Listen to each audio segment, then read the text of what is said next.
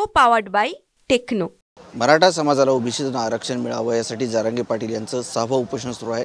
जरांगे पाटील आपल्यासोबत आहेत। दादा, डॉक्टरांनी सांगितलं होतं तब्येतीची काळजी घ्या, उपोषण तुम्हाला जड जाईल किंवा सहन होणार नाही, तरी पण आपण उपोषणाला बसणार आहात।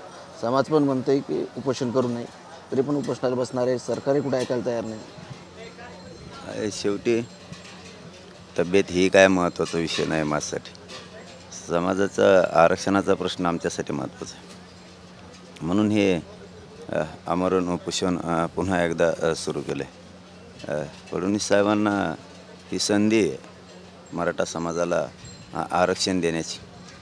आम्ही संधी दिली, माझ्या मराठा समाजानेही संधी दिली, आम्ही संधी दिली की तुम्ही आम्हाला आमचं आरक्षण द्या। मी त्यासाठी तब्येतीचा विचार नाही करत, माझी तब्येत काय आहे, काय मला त्रास होतो आहे किंवा होणार आहे हे विचार नाही करत मी, आणि करणार पण नाही। माझा समाज माझ्यासाठी मोठा आहे, कोणता राजकीय पक्षाचा सत्तेचा विचार करणार नाही आहे मी। डॉक्टरांनी जरी सांगितलं करू नका किंवा तब्येतीचा काय, तरी मी तो विचार नाही करत। माझं शेवटी या समाजासाठी या सरकारनं विनाकारण आम्हाला काही गरज नसताना लढायला लावलं। आमचं हक्काचं आरक्षण असून सुद्धा माझा पुन्हा जीवघेणा प्रवास सुरू झाला आहे, पण ह्या संधीचा फायदा देवेंद्र फडणवीसांनी उचलला पाहिजे आणि फडणवीस साहेबांनी मराठ्यांना तातडीनं आरक्षण दिलं पाहिजे, कारण समाज आज वाट बघतोय आरक्षणाची। तुम्ही माझ्या समाजाला अडचणीत नाही आणू शकत फडणवीस साहेब, तुम्ही जाणून बुजून माझ्या समाजाचा किती दिवस अपमान करणार आहेत, किती दिवस वाटलं माझ्या मराठा समाजाचं तुम्ही करणार आहेत। तुम्ही एवढा द्वेष आणि एवढा समाजाला वर्षापासून वेठीस धरलं फडणवीस साहेब, हे चांगलं नाही, कारण एवढा न्यायासाठीचा हा फक्त माझा समाजाला न्याय मिळावा म्हणून जीवघेणा प्रवास सुरू आहे। जर माझ्या समाजाला न्याय नाही मिळाला तर शेवटी समाज त्यांचे 3 तेरा वाजवल्याशिवाय सोडणार नाही। शेवटी राजकीय भाषा आता आम्हाला करायची नाही, पण जर नाही दिलं तर यांना टेकविणार, मग टेकविणार, मग बोंबलायचं नाही, आमच्या नावानं ओरडत बसायचं नाही की हे काय झालं आणि हे पाडापाडी काय म्हणायला लागले किंवा उभा करायचं निवडून आणायचं काय म्हणायला लागले, पुन्हा आमच्या नावाने बोंबलायचं नाही। मग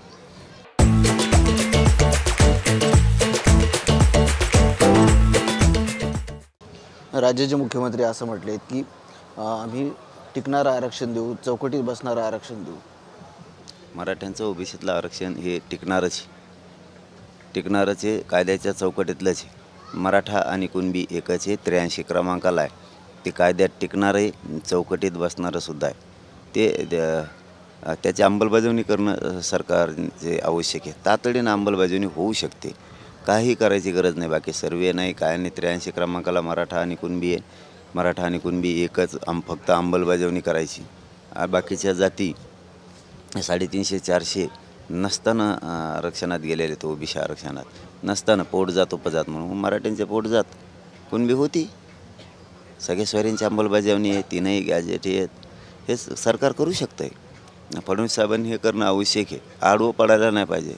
मंत्रिमंडळातल्या मंत्र्यांना आमदारांना सरकारला काम करून द्यायला पाहिजे, हे जाणून नुसते आडवे पडत आहेत, आणि हे आडवं पडल्यामुळं शेवटी आता समाजानं तर ठीक आहे पडले तर आडवे, आता पण समाजानं संधी दिली नसता सगळा समाज फडणवीस साहेबांना दोषी धरणार आहे। यांनी आमच्या मराठा समाजाच्या लेकराचं वाटोळं केलं आहे, हे फडणवीस साहेबांना जाब मराठा समाज नंतर मग विचारणार आहे, कारण आता आम्ही संधी दिली, आम्ही राजकीय भाषा बोलत नाहीत आणि आम्हाला काही देणं घेणं नाही राजकारणाचं, मला नाही माझ्या समाजाला नाही। आता मात्र तुम्हाला आरक्षण द्यावं लागणार आहे, नसता तुमच्या पक्षातला गोरगरीब मराठासुद्धा आणि शेतकरी सगळा मराठासुद्धा आता माफ नाही करणार त्यांना, कारण दोषी मराठ्यांचं वाटोळं करायला फडणवीस साहेबच आहेत। हे मात्र आता आम्ही संधी दिली, जीवाची बाजी लावली, आम्ही आमरण उपोषण करायला लागलो, आता मात्र सुट्टी नाही।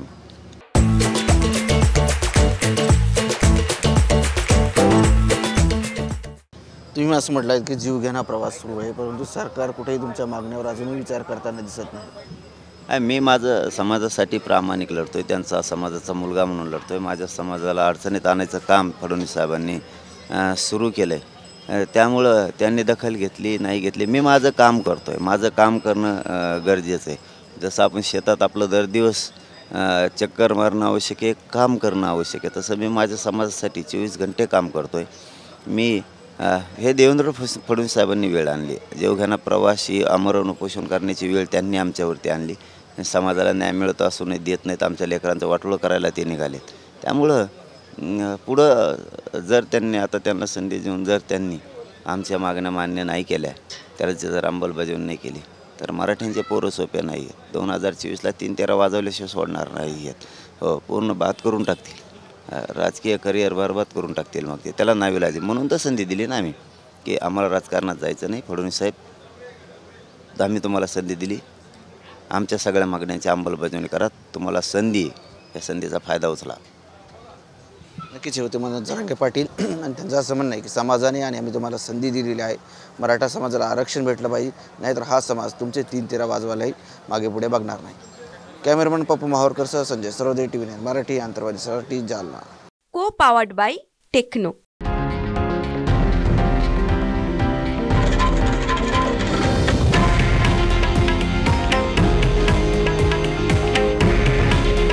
हे आहे देशातील नंबर 1 न्यूज नेटवर्क आणि आपण पाहत आहात TV9 मराठी.